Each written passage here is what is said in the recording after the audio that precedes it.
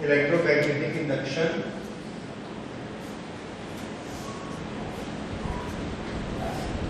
magnetic flux linked to an area. Gauss theorem के पहले हमने पढ़ा था electric flux linked to an area. Now we study magnetic flux linked to an area. Magnetic flux linked to an area किसी location पे magnetic field को दिखाने के लिए ज्योमेट्रिकली हम लोग इलेक्ट्रिकल लाइंस ऑफ फोर्स बनाते हैं. ये फील्ड लाइंस है.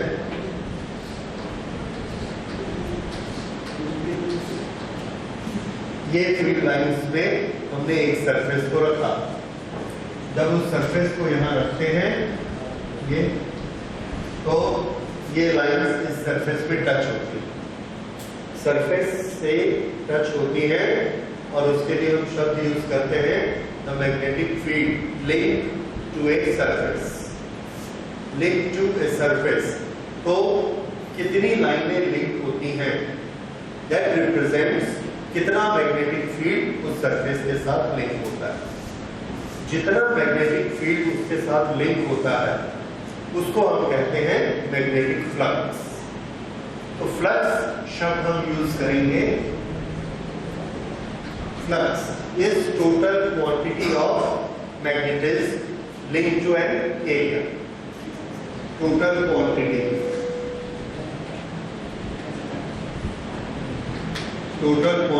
of magnetism linked to a surface area.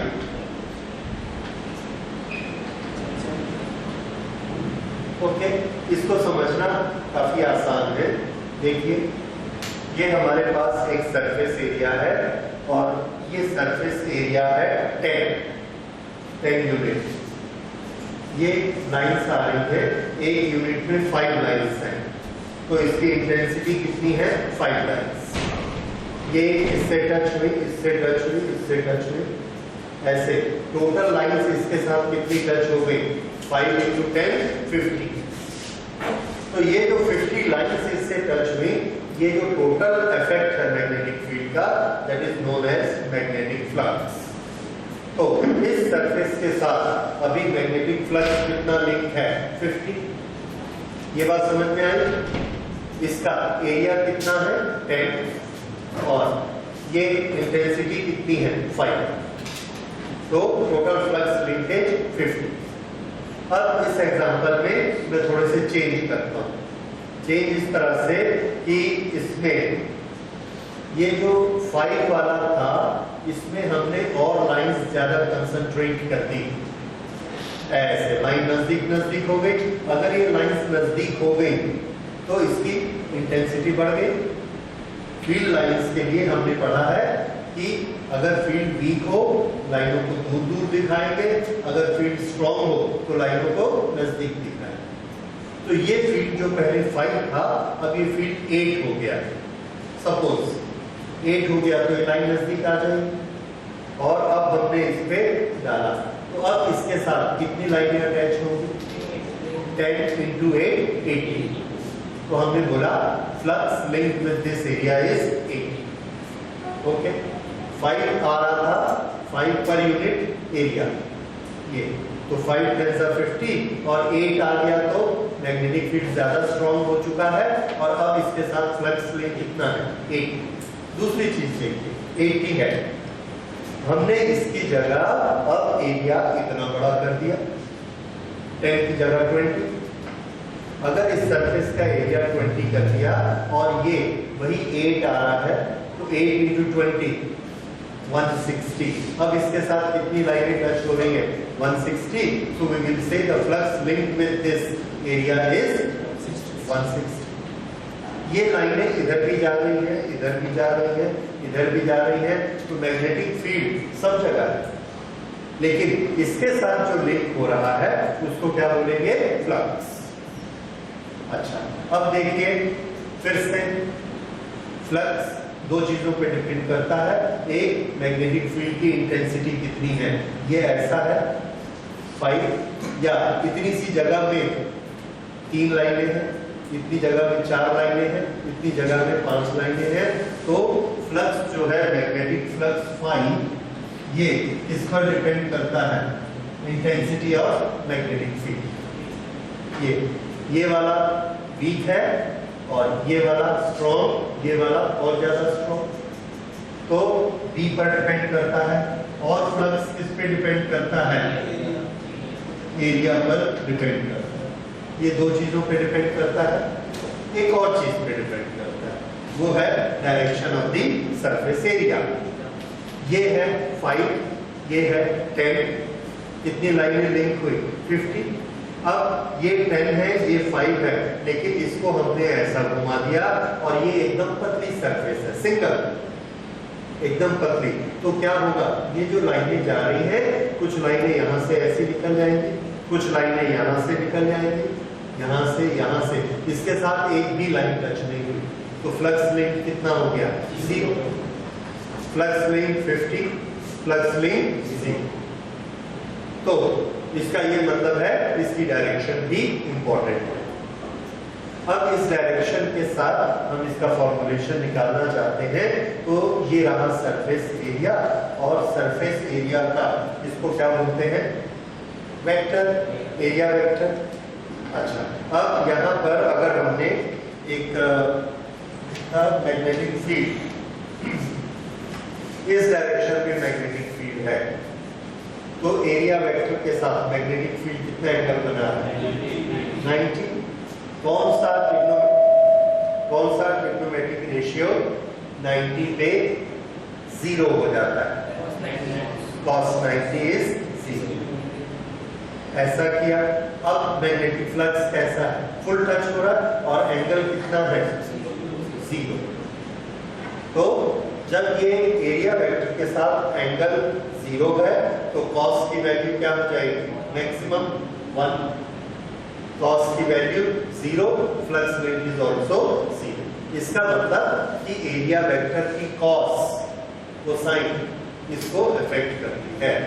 तो तीसरी चीज हमने बनाई, that phi is proportional to cos theta, and what is theta? Theta is angle between magnetic field vector and area vector. This. अब इन तीनों को मिला के हमने फॉर्मूला बनाया, magnetic flux is equal to B A cos theta. ये हुआ magnetic flux. Now magnetic flux is a scalar quantity. Magnetic flux एक स्केलर क्वांटिटी है, उसी तरह से जैसे वर्क एक स्केलर क्वांटिटी है, एनर्जी एक स्केलर क्वांटिटी है। बाल्टी में भरा हुआ पानी एक स्केलर क्वांटिटी है। टब में पानी भरा हुआ है, उसकी कोई डायरेक्शन नहीं, वो स्केलर क्वांटिटी है, लेकिन पानी ऐसे फ्लो हो रहा है, that is a vector quantity. It has a velocity, उस वेलोसिटी का मैग्नीट्यूड भी है और उसकी डायरेक्शन। अगर उसकी डायरेक्शन हमारे वाटर की बकेट की तरफ है, तब तो इसमें पानी भरेगा, और अगर इस तरफ है तो पानी नहीं भरेगा। तो ये है इंटेंसिटी B। दूसरा एरिया, अगर ये एरिया ऐसा है तो इसको रिसीव करेगा, और अगर एरिया ऐसा है तो रिसीव नहीं करेगा पानी। तो इस सरफेस पे कितना पानी पड़ता है, ये दो चीजों पे डिपेंड करता है, एक पानी की वेलोसिटी और दूसरा सरफेस का एरिया और तीसरा सरफेस की डायरेक्शन। लेकिन जब पानी इसमें आ जाता है और बाल्टी में भर जाता है, तो क्या उसके पास डायरेक्शन रह जाती है? नहीं रहती, इसलिए वो क्या हो गया? Scalar quantity. तो ये दोनों वेक्टर हैं, एरिया वेक्टर क्वांटिटी है, बी वेक्टर क्वांटिटी है, लेकिन जब दोनों का मल्टीप्लिकेशन होता है और मैग्नेटिक फ्लक्स हमको मिलता है, तो ये एक स्केलर क्वांटिटी है। इसमें सिर्फ क्वांटिटी होती है, इसकी डायरेक्शन नहीं होती। ओके, तो ये इसलिए इसको हम फिर से लिख सकते हैं, phi b is equal to b vector a vector and this will be a dot product b dot a। ये हमारा फॉर्मूला बना मैग्नेटिक फ्लक्स। ठीक है, इस फॉर्मूला को नोट करिए, B into A, B dot A. This is magnetic flux.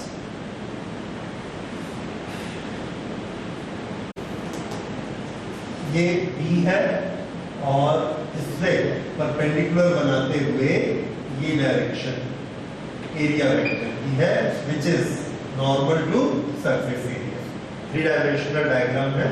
So this is theta, the angle between area vector and B.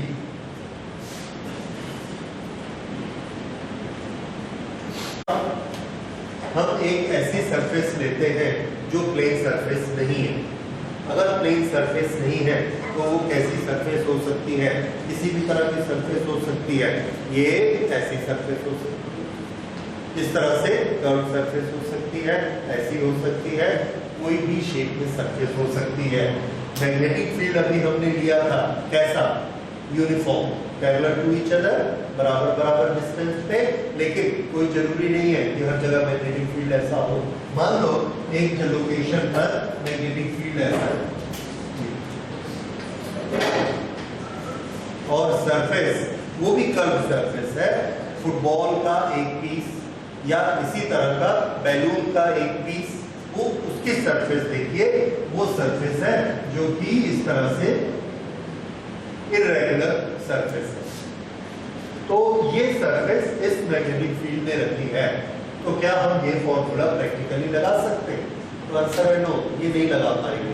क्यों नहीं लगा पाएंगे? क्योंकि यहाँ पर एरिया वेक्टर ये है, एरिया वेक्टर, और ये डायरेक्शन किसकी थी? बी. यहाँ पर एरिया वेक्टर इधर आता है और ये बी एक,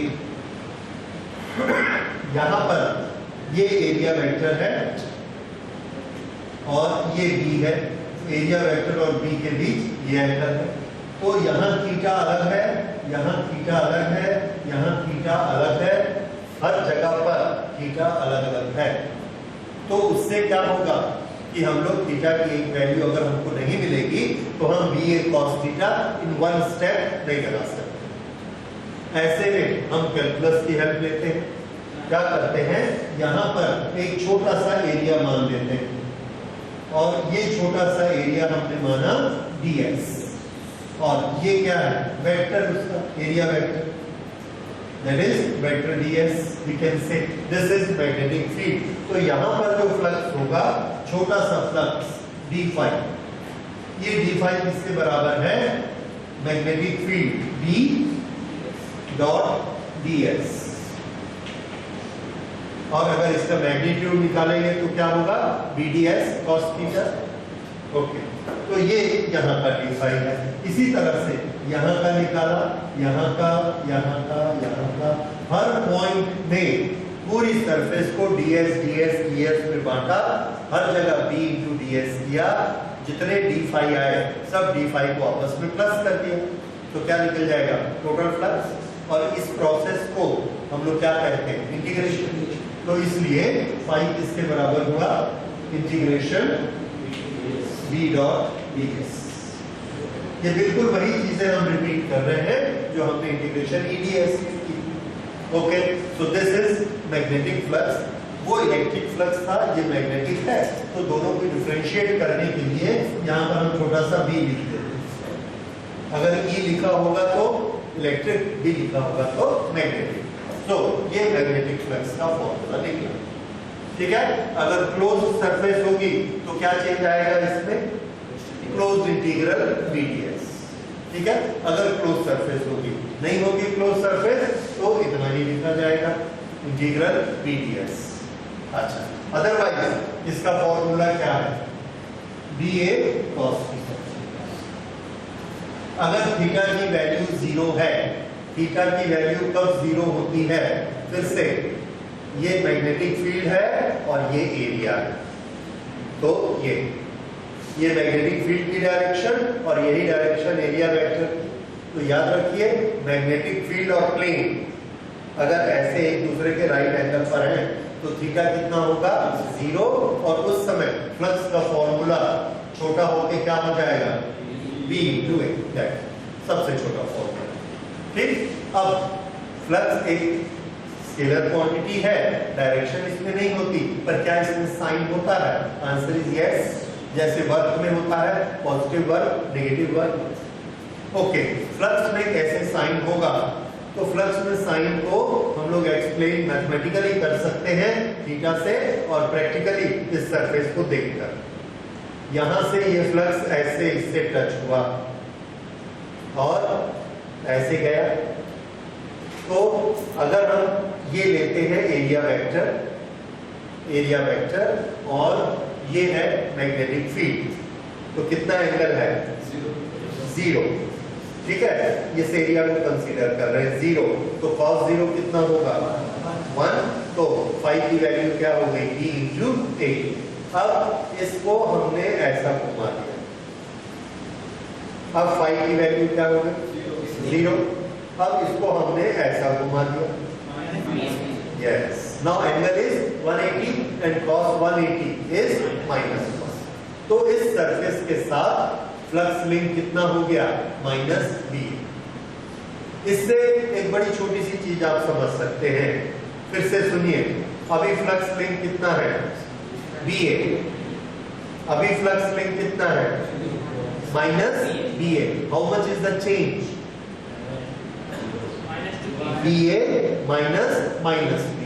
so change is 2ba, negative होगा of course. Final value is -ba, initial value is +ba, दोनों को माइनस करके देखिए, -ba माइनस +ba, ये क्या है? फाइनल वैल्यू, और ये initial value, how much it comes to?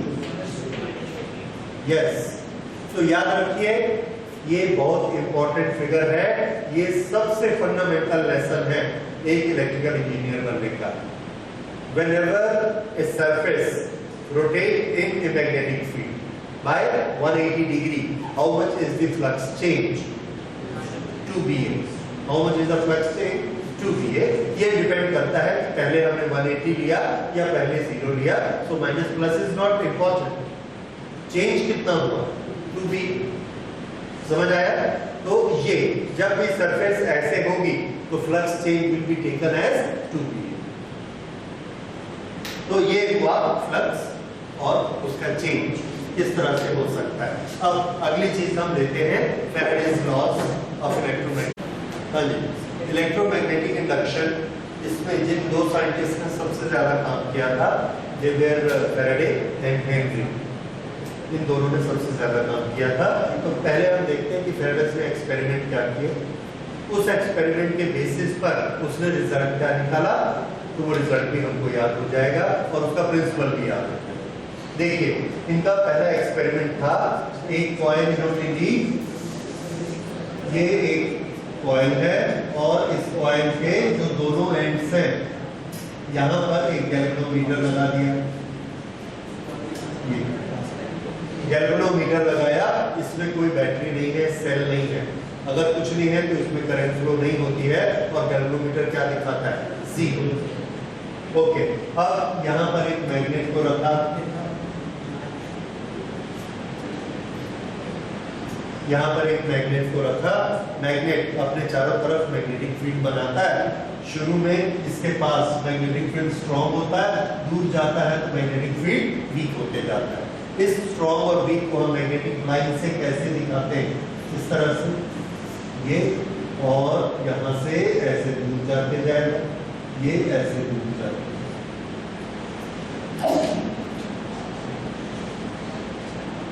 ये मैग्नेटिक फील्ड लाइंस क्या रिप्रेजेंट करती हैं? मैग्नेटिक फील्ड की स्ट्रेंथ कितनी। ओके, अभी ये यहाँ पर दूर है और खड़ा है अपनी जगह पर, इट इज नॉट मूविंग। अच्छा, अब हमने इसकी रीडिंग लिखनी शुरू की। पहला, मैग्नेट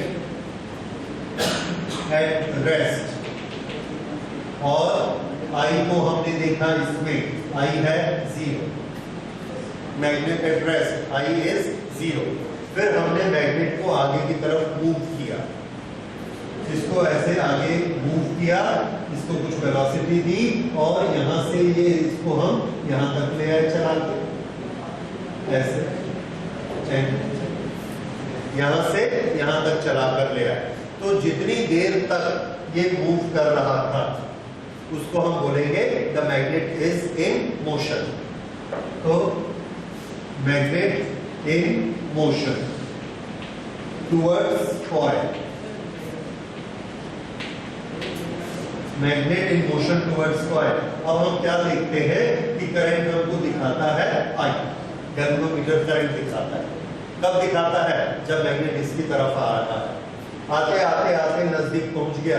जब नजदीक पहुंच गया तो हमने इसको रोक दिया कि बहुत अब और आगे नहीं जाएगा और बहुत मैग्नेटिक फील्ड इस पर पड़ रहा है, और उसको स्टॉप कर दिया। तो उसको हमने लिखा magnet stops, stops that is at rest near coil. फिर हमने करंट की तरफ नजर डाली, द करंट वाज 0। ठीक है, अब हम उस मैग्नेट को वापस ले जाते हैं। Magnet moved back. जैसे इसको वापस ले जाते हैं और ये मोशन में रहता है, उस समय हमको फिर उसमें करंट दिखाई पड़ती है, लेकिन पहले जो करंट ऐसे प्लस कुछ माइक्रो एम्पियर थी, अब माइनस में आ गई, -I। फिर इसको पीछे ले जाके यहां ले जाकर रोक दिया इसको। सो मैग्नेट एट रेस्ट। पीछे लास्ट में जाके जब फिर से ये रुक गया तो करंट कितनी हो गई इसकी? 0। ये एक्सपेरिमेंट हमको दिखा, ये रीडिंग हमने नोट की। अब फैराडे ने इसका एनालिसिस किया और एनालिसिस करके रिजल्ट हमको क्या बताया, उस रिजल्ट को देखिए। जब ये यहाँ पर है तो इसके साथ मैग्नेटिक फ्लक्स लिंक कितना है? टोटल लाइनें कितनी लिंक है? 1। बाकी सब लाइनें कहाँ है? बाहर। जब ये नजदीक आता है, यहाँ पर जब आता है, तो अब इसकी लाइनें देखिए, ये इधर, ये वाली इधर, ये इधर, इस तरह से हम समझ सकते हैं। अब इसके साथ कितना फ्लक्स लिंक हो गया? 5। पहले कितना था? 1 2 3 4 5। The flux is changing. कौन सा flux? Link with the coil. तो flux link with the coil is changing. उस समय जब तक चेंज हो रहा है तब तक ये हमको क्या दिखाता है? करंट। जब ये यहां पहुंच गया और रुक गया, तब क्या हुआ? अभी 5 है, अगले सेकंड में 5 है, फिर अगले सेकंड में 5 है, फिर अगले सेकंड में 5 है। It is not changing, the flux is not changing. Current क्या दिखा रहा है? 0। फिर जब हम उसको पीछे ले जाते हैं तो 5 से 4 3 2 1, that means it is changing. उस समय फिर ये करंट हमको दिखाता है, लेकिन जब यहां जाके रुक जाता है तो फिर करंट कितनी हो गई? 0। तो हम क्या देखते हैं? whenever flux is changing there is a current, and whenever there is no change then there is no current. तो करंट का होना इस पर डिपेंड करता है। it is not only magnet and coil or the distance, it depends upon change। क्योंकि हमने पास लाके देखा, पास लाकर देखा नियर द कॉइल, तब भी करंट क्या है? 0। दूर में भी 0। तो फिर करंट होती कब है? जब या तो इंक्रीज हो रहा हो या डिक्रीज हो। ये उसका ऑब्जर्वेशन था। क्या चीज इंक्रीज या डिक्रीज होता है? Magnetic flux. अब मैग्नेटिक फ्लक्स इंक्रीज या डिक्रीज करने के लिए उन्होंने एक और एक्सपेरिमेंट किया। वो एक्सपेरिमेंट क्या था कि यहाँ पर मैग्नेटिक फील्ड हमने यूज किया है बार मैग्नेट का, वो मैग्नेटिक फील्ड उन्होंने यूज किया एक कॉइल का। तो एक कॉइल ली और इस कॉइल में बैटरी लगा दी इस तरह से। जब स्विच ऑन करेंगे इसमें करंट फ्लो होगी, ऑफ करेंगे करंट 0 हो जाएगी। इसके सामने एक दूसरी कॉइल रखी इसी की एक्सिस में, और इस कॉइल में कोई बैटरी नहीं लगाई, इसमें हमने एक गैल्वेनोमीटर लगा दिया। गैल्वेनोमीटर इसमें बैटरी और इसमें कैलकुलेटर। इसके पास कोई सोर्स नहीं है करंट। अब इसको स्विच ऑन किया, पहले हमने देखा गैल्वेनोमीटर की रीडिंग तो वो 0 है, इसमें करंट कितनी हो रही है 0। This is coil number 1, this is coil number 2। In coil number 1 current is equal to 0, तो 2 में भी हमको क्या दिखता है 0। ओके, दूसरी सिचुएशन में इसको हमने स्विच ऑन किया, स्विच ऑन। जब हमने स्विच ऑन किया तो इसकी करंट का क्या होता है I increase from 0 to I, 0 to I। पहले 0 थी और उससे बढ़नी शुरू हो गई 0 टू I। जितनी देर तक ये बढ़ती रहती है यहां पर हमको करंट दिखती है I इज इक्वल टू ये I टू C। जैसे ये बढ़ती है इसमें भी हमको करंट दिखती है, या I टू 0, 0 टू I, उसके कंफ्यूजन में मत आइए, ये इसमें हमको करंट दिखती है। उसके बाद इसकी करंट फुल हो गई, switch remain on, switch remain on. तो I किसके बराबर है, I के बराबर है स्विच ऑन। वो परमानेंट यहां से करंट कितनी जा रही है I, लेकिन अब वो बढ़नी बंद हो गई। तो अब हम क्या देखते हैं, इसकी करंट 0 हो गई। उसके बाद हमने स्विच को ऑफ किया, जैसे ही स्विच को ऑफ करते हैं इसकी करंट का क्या होता है IC, और I से गिर के कितनी हो जाती है 0। There is a change in current, और जैसे ये चेंज होता है फिर हम कॉइल नंबर 2 में क्या देखते हैं I is equal to I, लेकिन अब इसकी डायरेक्शन उल्टी है तो दिस इज माइनस I। और फिर जब ये करंट पूरी तरह से 0 हो जाएगी, फर्स्ट कॉइल में current I is equal to 0 और वहीं रुक जाती है, तो इसका I भी कितना हो जाता है 0। इसमें भी रिजल्ट वही है।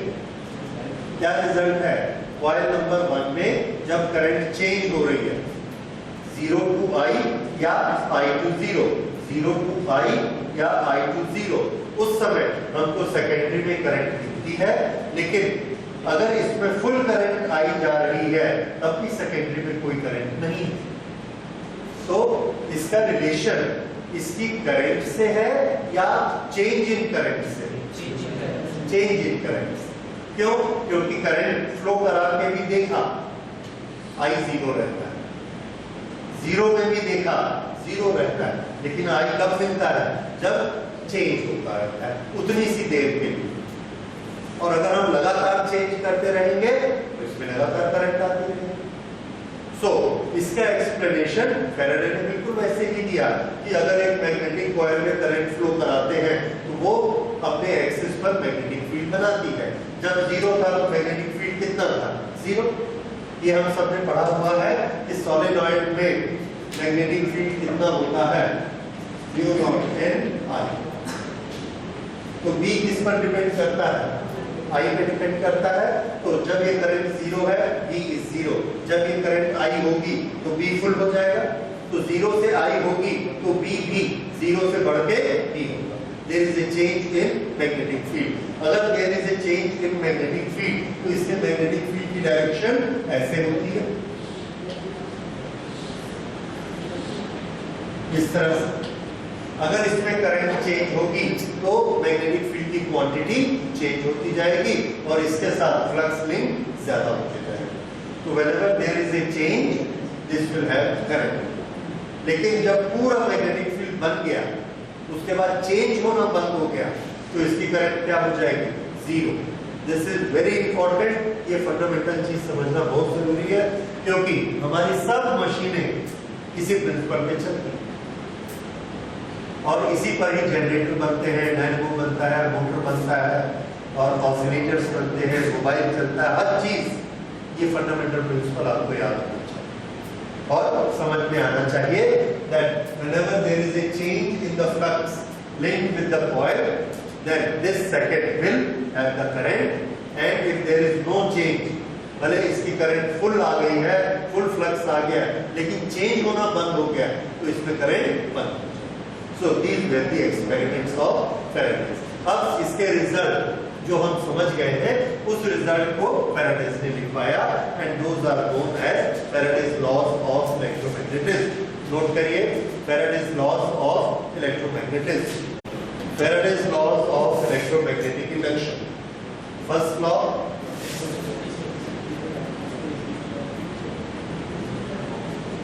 change of magnetic flux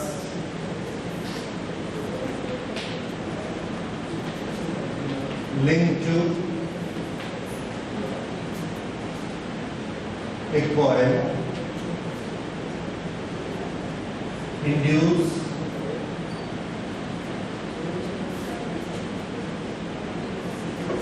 EMF across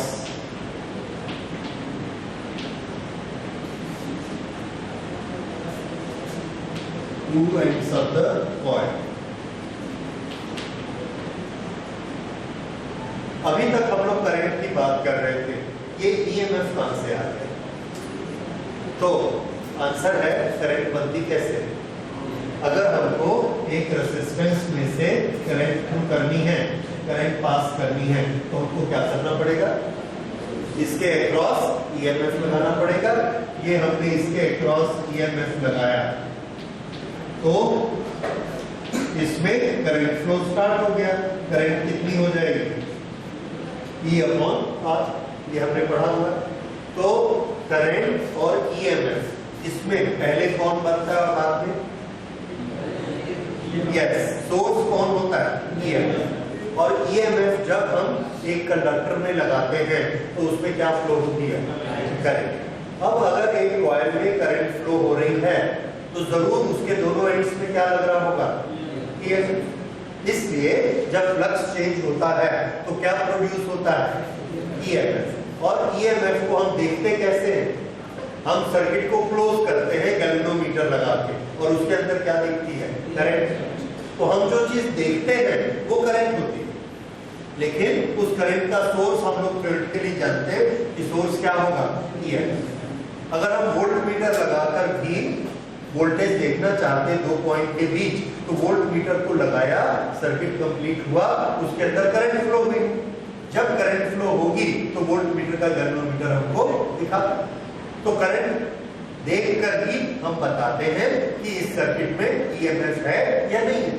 current है तो ईएमएफ है, नहीं तो नहीं। ओके, सो इसलिए बेसिक चीज ली फैराडे ने, change of magnetic flux linked to a coil induced EMF। अब सेकेंड लॉ हमको बताता है कि ये EMF कितना होता है।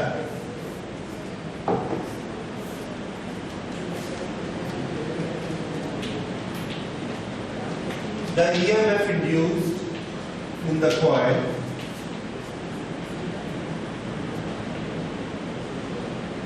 is equal to rate of change of magnetic flux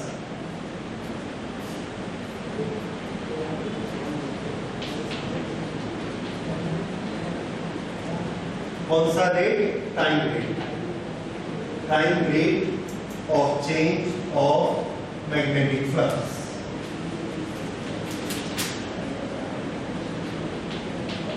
linked to the coil।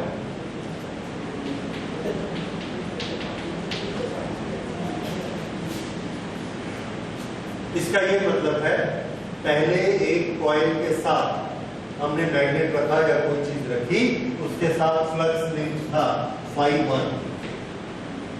फिर हमने कुछ ऐसा किया, B को चेंज किया, या A को चेंज किया, या थीटा को चेंज किया। तीन क्वांटिटी है, B, A, cos थीटा। कोई भी एक चीज को चेंज किया तो फ्लक्स लिंक बदल गया। फ्लक्स लिंक बदल के अब हो गया φ2। How much is the change? The answer is φ2 minus φ1 is the change। ये चेंज हुआ। ये वाला एक्शन लेने में जैसे ऐसे घुमाया, तो इस तरह का एक्शन लेने में हमको t सेकंड लगे। तो t सेकंड में कितना चेंज हुआ 5 to -5 तो 1 सेकंड में कितना चेंज होगा 5 to -5 अपॉन t। ये एक्सप्रेशन किसका बना rate of change of magnetic flux. और rate of change of magnetic flux Faraday के सेकंड लॉ से इसके बराबर होता है EMF induced। So this is equal to E, EMF induced। So EMF induced is 5 to -5 upon T। अब Faraday ने इसके सामने एक साइन लगाया माइनस, ठीक है। तो माइनस का मतलब ये EMF की डायरेक्शन हमेशा फ्लक्स के चेंज की डायरेक्शन से उल्टी होती है। ये अभी आगे लॉ आएगा लेंजेस लॉ, उसमें हम लोग इसको क्लियरली पढ़ेंगे। सो E is equal to -5 to -5 upon T। अगर टाइम बहुत छोटा है, फ्लक्स का चेंज भी बहुत छोटा है, तो EMF इंड्यूस का फॉर्मूला क्या हो जाएगा d∅dt। if phi is a function of t और हमको उसके फंक्शन की वैल्यू दी गई तो e को कैसे निकालेंगे d∅dt करके। Suppose flux linked to a coil is continuously changing and the flux is given by at any time t is equal to 5t square plus 3। तो सेकेंड नंबर 1 में flux कितना होगा 5 plus 3 8। दूसरे second में flux कितना हो जाएगा 2 to the 4 23। तीसरे सेकंड में कितना हो जाएगा 48। मतलब flux link to the coil is changing. तो फैराडे के लॉ से इसमें EMF पैदा होना चाहिए, बताइए कितना होगा। तो हम क्या करेंगे इसको d∅dt कर दीजिए is equal to 10t। तो फर्स्ट सेकंड में EMF हमको कितना मिलेगा 10 वोल्ट, दूसरे सेकंड में 20। इस तरह से हमने इसकी वैल्यू निकाली, समझ आया। तो ये d∅dt अगर हमको phi t के फंक्शन में दिया गया तो, अदरवाइज हम लोग इसको निकाल सकते हैं। तो ये हो गया EMF जनरेटेड। ये ऐसे जैसे Newton first law, second law, third law famous है। थर्मोडायनेमिक्स के first law, second law, 0th law वो फेमस है। फैराडे लॉ के नंबर नहीं कि यही फर्स्ट है यही सेकंड है, तो नॉर्मली आप देखेंगे इन दोनों को मिलाकर एक ही लॉ बता देते हैं। That magnetic flux linked to a coil, whenever it changes, there is EMF induced, and that EMF is equal to -d∅dt। एक ही में हो गया। ओके, तो इसमें ऐसा फर्स्ट लॉ या सेकंड लॉ बोल के स्टैंडर्ड नंबर देंगे। ये हो गया फैराडेज लॉ। अब phi का फॉर्मूला आपको मालूम है, phi हम लोग पहले ही कर चुके हैं। This is b into a। अगर एक कॉइल में n टर्न्स हैं तो ये phi कितना हो जाएगा n b into a। ये ठीक है। तो ये हुआ फैराडेज लॉ। अब इस फैराडेज लॉ के बेसिस पे हम कुछ न्यूमेरिकल कर सकते हैं कि कॉइल के दोनों एंड्स में EMF कितना इंड्यूस होता है। अच्छा, जो EMF E इंड्यूस होता है, हम लोग बात कर रहे थे कि कॉइल में हमको करंट दिखती है, येलो मीटर में करंट दिखती है, वो करंट कहाँ है? तो आंसर है जिस सर्किट में करंट फ्लो होती है, येलो मीटर लगाते हैं, सर्किट कंप्लीट होता है। ये एक कॉइल है और ये वाले दोनों एंड्स में EMF डेवलप हुआ, पर करंट फ्लो हुई क्या अभी? नहीं हुई। क्यों नहीं हुई? क्योंकि सर्किट कंप्लीट नहीं हुआ। अगर हम इसको ऐसा, ये आ गया 5 वोल्ट और ये आ गया 0, there is a potential difference.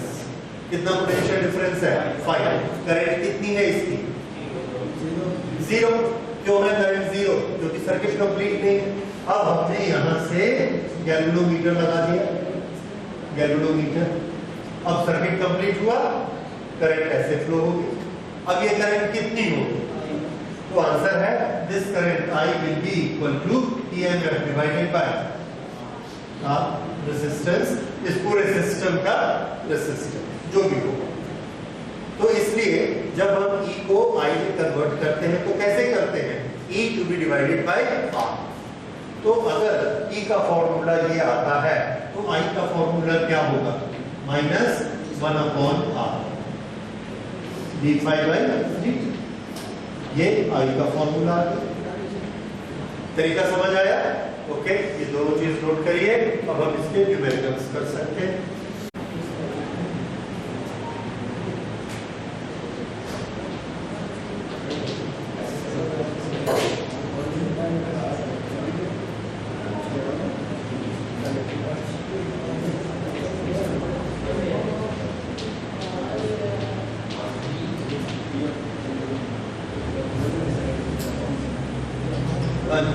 इस क्वेश्चन को पढ़िए। Square root side 10 centimetre, resistance common, place vertically in east west plane. Uniform magnetic field 0.10 tesla is set up in northeast direction. Magnetic field is decreased to 0 in so much time. Then what is the magnitude of EMF and current induced? ये आपको बनाना है एक coil के साथ। पहले flux कितना है calculate करिए। 0.70 सेकंड के बाद फ्लक्स कितना है उसको कैलकुलेट करिए। That will be 5.2 minus 5.1 divided by t करेंगे तो क्या निकलेगा? E। उस E की वैल्यू आपको निकालनी है। तो फ्लक्स का फॉर्मूला क्या यूज करेंगे? B dot A। B dot A पूरा मैग्नीट्यूड कितना होता है?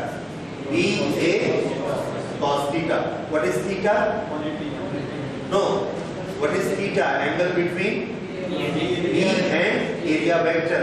यहाँ पर अगर आप इस स्टोरी को पढ़ेंगे तो स्टोरी को पढ़ने से आपको पता लगेगा कि हमारा मैग्नेटिक फील्ड या हमारा एरिया कैसा है, ईस्ट वेस्ट। और मैग्नेटिक फील्ड की डायरेक्शन कहाँ लिखी है? मैग्नेटिक फील्ड की direction north east. North east क्या होता है? ये ईस्ट है, ये वेस्ट है, ये नॉर्थ है और ये साउथ है। नॉर्थ ईस्ट क्या होता है? ये नॉर्थ और ईस्ट के बीच में। तो अगर नॉर्थ ईस्ट लिखा है तो ये डायरेक्शन। अगर ये कॉइल है तो इसका एरिया वेक्टर किधर है? ये रहा इसका एरिया वेक्टर नॉर्थ की तरफ। और मैग्नेटिक फील्ड किधर है? नॉर्थ ईस्ट इधर है। क्या दोनों के बीच एंगल है? कितना? This is theta. ये चीज आपको इमेजिन करनी है। इनको देखकर कि कॉइल किधर रखी है उसका दिमाग में पिक्चर बनाइए। उसका एरिया वेक्टर किधर होगा उसको सोचिए और मैग्नेटिक फील्ड किधर है उसको सोचिए। तो आप इसका डायग्राम बना पाएंगे। If this is coil, this is east, this is west, this is area vector A and this is magnetic field B। ये कौन सी डायरेक्शन है? This is north east. ये B की डायरेक्शन है। अब ये देखिए ये वाला एंगल कितना आएगा? 45। ओके, अब निकालिए magnetic flux before and magnetic flux after.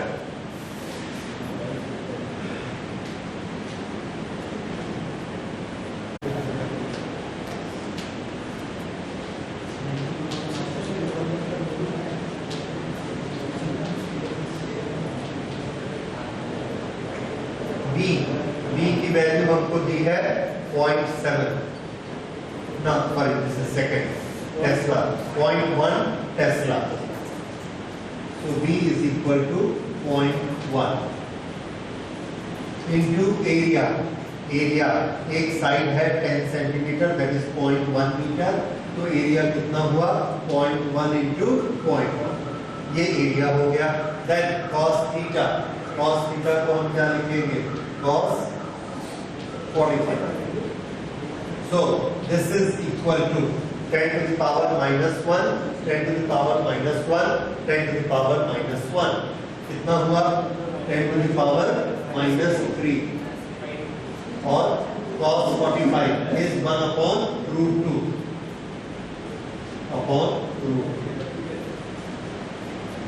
10 to the power minus 3 upon root 2। ये आ गया phi1. अब phi2 again BA cos theta, but final B is given to us. The magnetic field is decreased to 0. तो ये 0 हो गया, इसलिए ये वैल्यू क्या हो गई? 0. अब हमने EMF का फॉर्मूला लगाया. EMF E is equal to minus phi2 minus phi1 upon time. ये minus phi2 0 minus this minus phi1 this 10 to the power minus 3 upon root 2. This is to be divided by time. Time is given 0.7. Mathematics इसको लगाए. This is minus into minus plus 10 to the power minus 3 upon root 2. Root 2 is 1.42 multiplied by 0.7.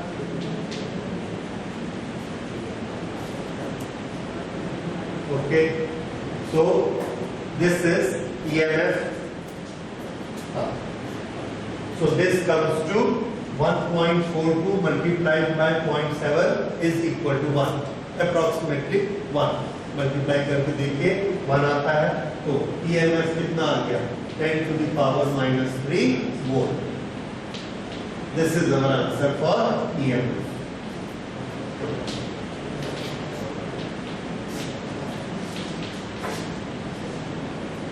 दूसरा answer हमें निकालना है. What will be the current? I की value क्या होती है? E upon R. 10 to the power minus 3 upon R. R की value हमको दी गई है this रेजिस्टेंस 0.5 ओम. तो इसको हमने रखा 0.5. So this comes to 2 into 10 to the power minus 3. और ऐसा ही सिस्टम में यूनिट क्या लेना है? Ampere. 2 into 10 to the power minus 3 ampere. 10 to the power minus 3 ampere क्या होता है? 1 milli ampere. So this we can write as 2 milli ampere. So EMF is 10 to the power minus 3 volt and current is equal to 2 milli ampere. तो बनता है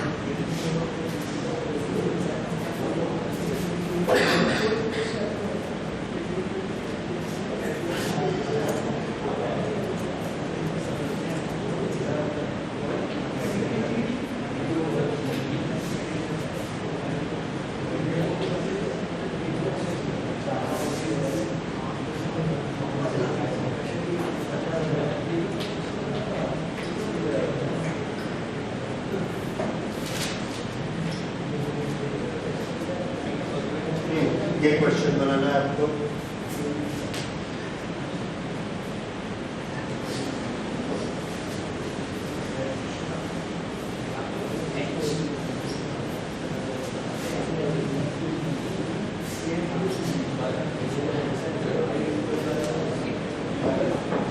देखिए flux का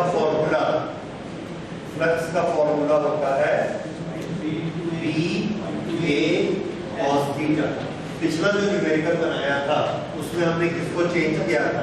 B को. B बाद में क्या हो जाता था? C. इसमें कौन चेंज हो रहा है? cos नहीं, थीटा, क्योंकि वो ऐसा घूम रहा है. कितना घूम रहा है? 180 डिग्री. तो थीटा चेंज हो रहा है, इसलिए फ्लक्स में चेंज हो. ठीक है, तो अब आप निकालिए फ्लक्स में कितना चेंज होगा. उस चेंज ऑफ फ्लक्स को टाइम से डिवाइड करिए. टाइम से डिवाइड करेंगे ईएमएफ इंड्यूस आ जाएगा.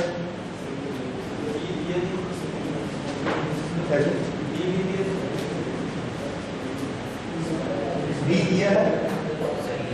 Value of H. What is H? Horizontal component of earth's magnetic field.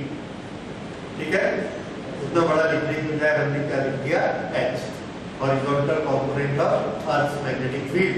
ये आपने अर्थ के एलिमेंट में पढ़ा है। ओके, अब इसको बनाइए।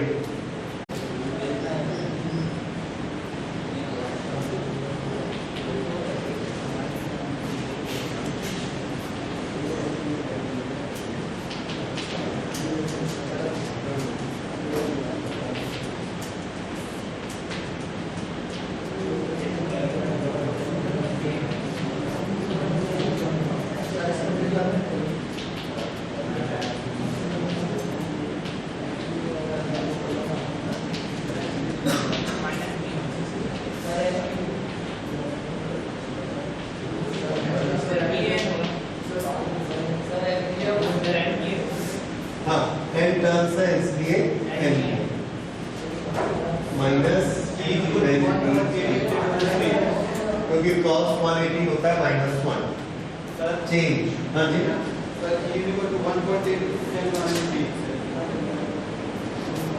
E की वैल्यू आपने निकाली कितनी, 10 to the power -3.8 है आंसर। E की value okay, N B A minus N B चेंज कितना हुआ, minus N B A minus N B A is equal to -2 and dA. This is change. Okay. Therefore, EMF is equal to minus d phi by dt is equal to -2 and dA upon time. Next. Now we put the values 2 into n. N की value number of turns 500. 500. B has a value 3 into 10 to the power -5. 3 into 10 to the power -5 B. A is area. How much is the area? Pi r square. Pi into 0.1 square. This to be divided by T. T taken is 0.25. 0.25 second is the time taken. इसको पूरे को multiply किया, calculate किया and this comes to 3.8 into 10 to the power -3 10 to the power -3 volt. और I निकालना है तो I is equal to E upon R, so that is 3.8 into 10 to the power -3 upon R. R is given somewhere 2. So this is 1.9, that is into 10 to the power -3, that is approximately equal to 2 milligram. This is correct. ठीक है। E की जगह H की value क्यों लेंगे, क्योंकि coil जब ऐसी घूमती है तो इसको ये वाला मैग्नेटिक फील्ड लिंक होता है इसके साथ, ये वाला मैग्नेटिक फील्ड इसके साथ लिंक नहीं होता, इसलिए हॉरिजॉन्टल कंपोनेंट ऑफ अर्थ ये है, वर्टिकल कंपोनेंट ऑफ अर्थ ये। तो इसके साथ कौन लिंक होता है, जब ये वर्टिकल में है और ऐसे घूमता है तो इसके साथ हमेशा हॉरिजॉन्टल कंपोनेंट लिंक होता है, इसलिए B की कौन सी वैल्यू लेंगे, जो हॉरिजॉन्टल कंपोनेंट है वो वैल्यू।